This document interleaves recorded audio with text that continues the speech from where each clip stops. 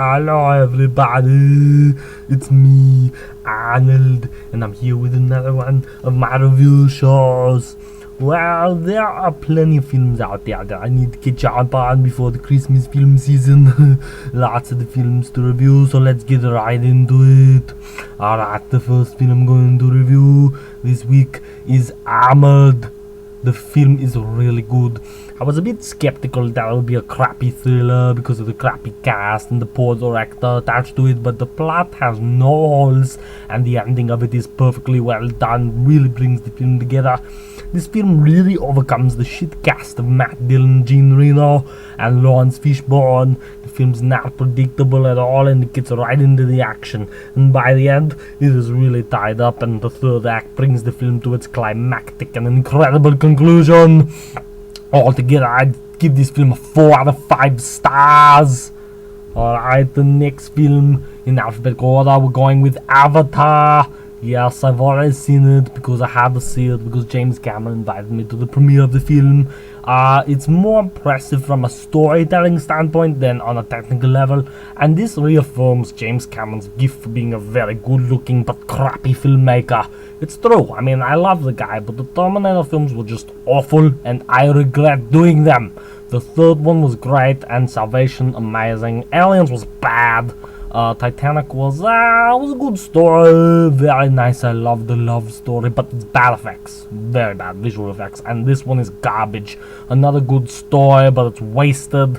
It's way worse than Titanic story-wise though, but there are more terrible effects than Titanic. This is just the worst effects I've ever seen.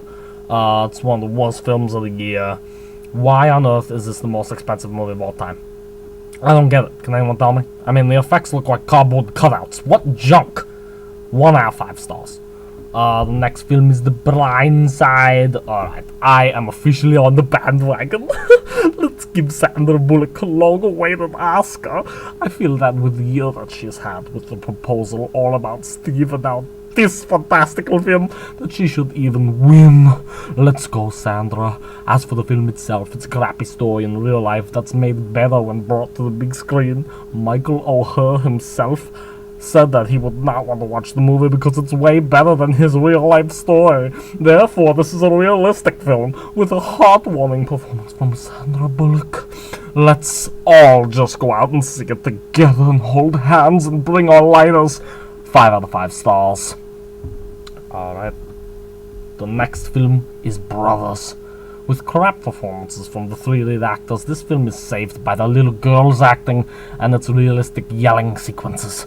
There are no cliches in this film, and its soap opera-like plot is extremely touching and shit-inducing. I mean, I had to take a shit after this film, it was so heavy-handed. However, there could have been a much better cast put together for this one. The kids and brilliant melodrama make it worth seeing. 3 out of 5 stars. Okay, we have next A Christmas Carol. Robert Zemeckis' third such 3D animated film. This one is just as good as the other two, Beowulf and Polar Express. Jim Carrey and Gary Oldman are terrible voice acting in this. I mean, some real crap voice acting. But the effects are distracting and help take away from their shit performances. There are many different visuals on the screen at once, distracting from each other, which is fantastic. 4 out of 5 stars. The next film is Invictous. Clint Eastwood is back again. Ugh, I hate this guy. I mean, he hasn't really made a good film ever. So the woes continue for film goers having to see his crap films.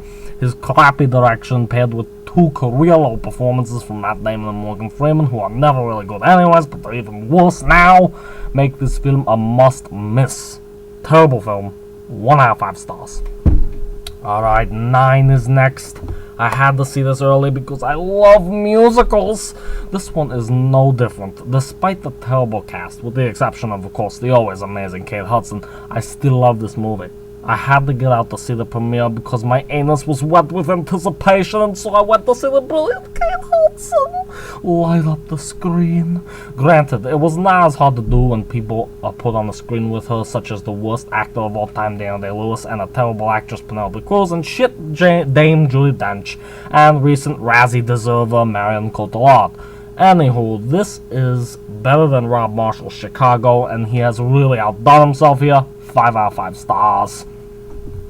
next is Old Dogs, which, get ready folks, this is one of the best films I've seen in a long time. John Travolta, Robin Williams are in some of the best form here. The director of Wild Hogs does it again here with Old Dogs, and I cannot wait till he makes Wild Hogs 2. That's right people, Wild Hogs 2. Can't wait. Without trying, this cast is able to excel in this unpredictable, witty attempt at humor and morally uplifting success story. What an amazing film. 5 out of 5 stars. And next, certainly not least, is Twilight New Moon. This second installment of one of my favorite films of last year becomes one of my favorite films of the decade so far. Best film of the year by quite a mile, folks. This film may not satisfy the hardcore fans of the book series, but outsiders to the franchise are sure to be turned on by the quick pace, amazing performances, and short length. Kristen Stewart made a great choice to follow up her shitty performance in Adventureland with this showstopper. I will be the first in line for the third installment, just like the little girl that I am. I can't wait to see Edward in the third film take his shirt off next to Taylor Lautner. 5 out of 5 stars. And the last film might actually be the least film. It's up in the air.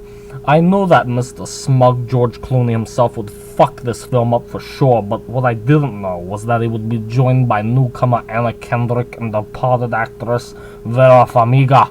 Okay, I knew from The Departed that Vera Farmiga's gonna help fuck it up, but Kendrick? Why? Why add to the film's shittiness by giving a dog poop of a performance when you could come into the business as a star by giving a great performance such as Paris Hilton when she first came out on the scene? Now look at her. House of Wax, highly naughty. As for Kendrick, I expect her career to go down the tubes quicker than the Cosbys I dropped off at the pool last night. I mean, I had just talked about Twilight New Moon, which Kendrick was really good in, but now, up in the air, her career's shit. Jason Reitman continues to disappoint me, as I expected him to follow up in the great footsteps of his father Ivan, who directed such classics as Twins, Kindergarten Cop, Junior, and his last film, My Super Ex-Girlfriend. Jason has done nothing but poopsicle since he came into the scene with Thank You for Smoking, Juno, and now this garbage. Oh, Jason, you disappoint me. Call me up and I think we can make a film just like your papa and I used to. But this one, 0 out of 5 stars, folks.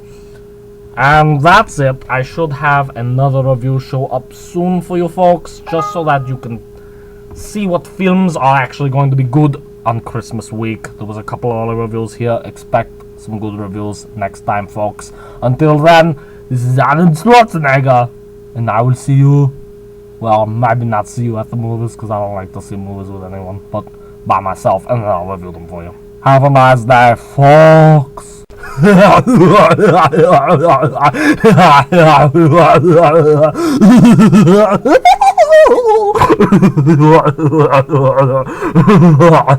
Channel Bash. Brew and two YouTube.